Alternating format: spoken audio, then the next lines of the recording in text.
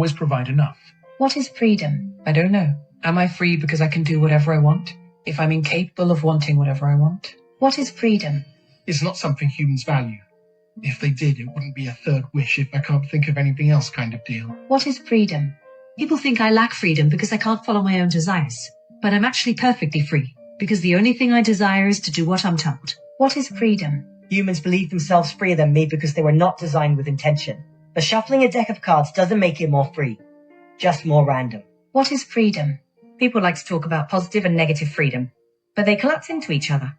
No one could be free from domination if some are free to accumulate enough wealth to dominate. What is freedom?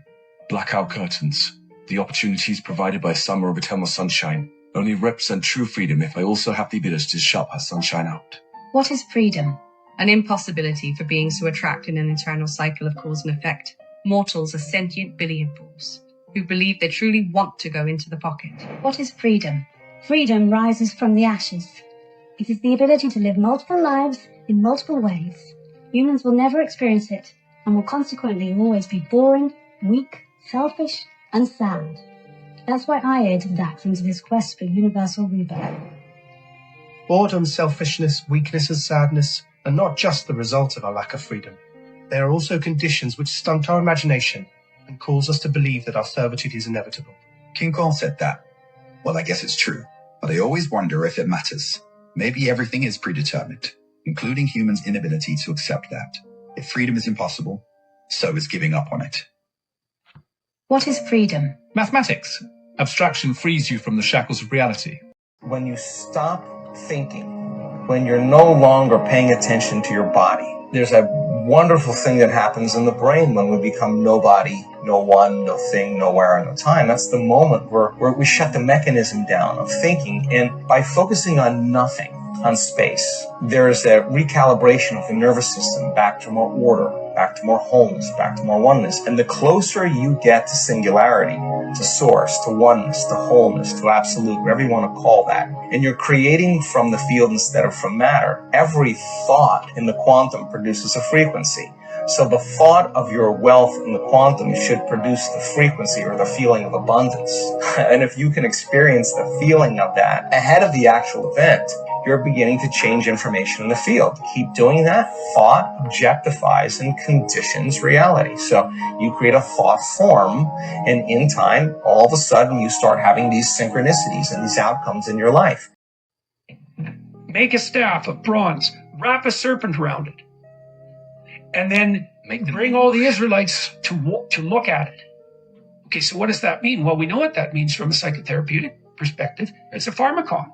A little of the poison that kills you will redeem you. Look upon that which you fear and grow. Right? That's the definition of growth. That's how you learn. You go out on the edge and you look at something poisonous and you get stronger. Right? And so God thinks, well, I'm not going to get rid of the snakes, but I'll make the Israelites stronger. And you asked why we have a challenge in front of it. It's like, we're here to become stronger. We're not here to be protected.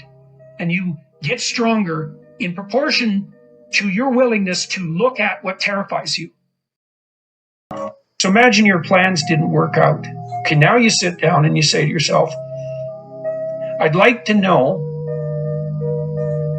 even if the world was conspiring against me and my failure was 95% the fault of external occurrences and other people, what did I do that wasn't as good as it could have been, and where did I fail to look so that the probability of my failure was higher?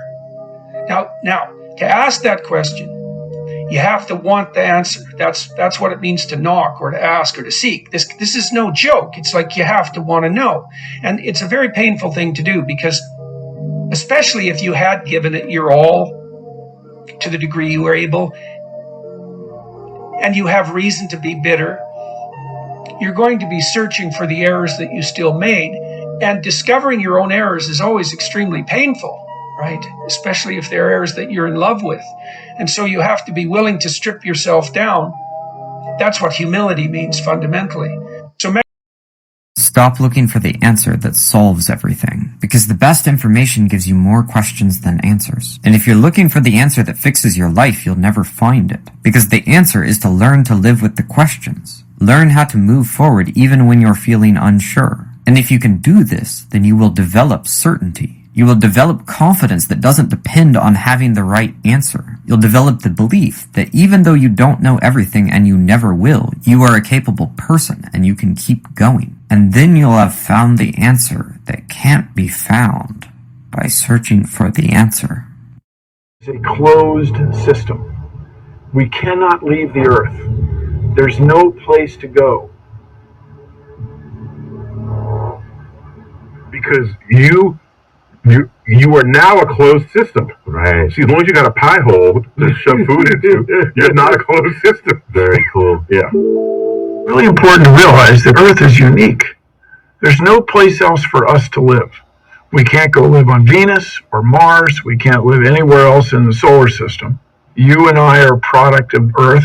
You and I are part of the ecosystem. We are not separate from it. And so we all have to work together to take care of our planetary home. The whole thing that reality does is just move closer and closer to complete disorder. Then how did something as exquisitely organized as a human being come about? And there's a sort of cheap and wrong version of this, which says, here on Earth, the biosphere somehow came into existence, even though the early Earth had no life on it. Doesn't that violate the second law of thermodynamics?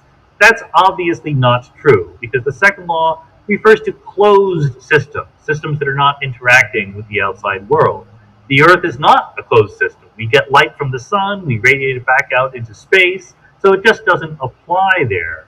But all that says is that it's okay for the entropy of the biosphere to either go up or down. It doesn't say why it was in fact the case that we went from no life on the surface of the Earth to the rich environment that we find around us today.